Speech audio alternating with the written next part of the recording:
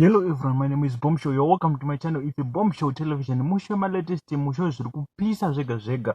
Kana uri munyowa, don't forget to subscribe to our channel. It's a Bombshow Television. Nhasi ndauya good news. Kana une business raunoita, imborisa mu comment section unoona kuwana nonechi ne customer kana munhu anozvida.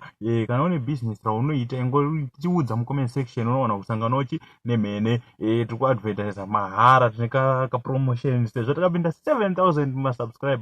Guys, ndokubigai makapenga. Ndimi munoita tirambe tichiendera kumberi tichaga ma latest. So ndisinganyanyi kupedza nguva. Kana uri munyowa ndinokuchingamidza nemufaro. Don't forget to subscribe to our channel. Ndisinganyanyi kupedza nguva. Let's get into today's story, and don't forget to advertise your business with us. Number munozowana pa description ye channel kana kuti ndichadzisa mu comment section.